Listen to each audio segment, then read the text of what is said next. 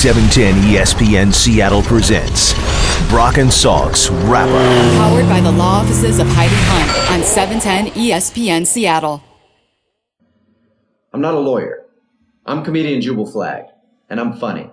But going to jail is not. That's why you need the law offices of Heidi Hunt. 1-800-DUI-AWAY or 1-800-DUIAWAY.com. Now, if you'll excuse me, I need to go find my pants.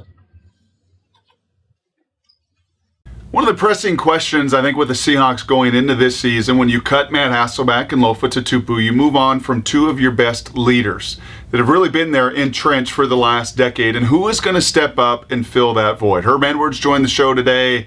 We had a great dialogue about who those leaders are on a team. And naturally, and I agree with Herm, it's going to be your quarterback and your middle linebacker. Those are the guys that communicate. That's why Pete Carroll, I believe, went to David Hawthorne and said, hey, David, it's more than just being a player. I need you to step up from a leadership standpoint as well. Everyone in that huddle will be looking at you. You need to rise to the occasion. So I think given quarterback and linebacker, where else? Where else can you find leaders? And as you look around the NFL, Mike and I were doing that today during our meetings and during break, and you look around and you know what else you'll find? You'll find a bunch of safeties and a bunch of wide receivers as well. It's the Hines Ward, the Troy Polamalu, the Ed Reed, a number of guys outside of quarterback and middle linebacker that happen to be and grow into be leaders on a team.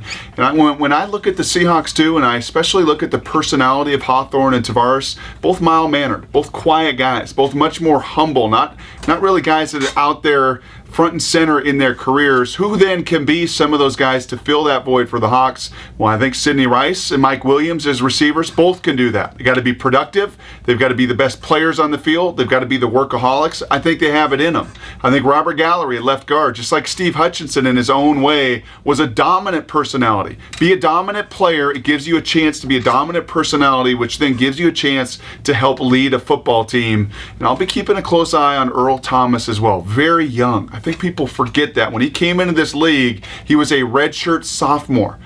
Third-year player out of Texas, incredibly young as he grows and matures, and hopefully last year, watch Lawyer Malloy also assume some of that leadership duty. I think Earl Thomas, keep an eye on. He could be one of these young leaders of the Seahawk football team.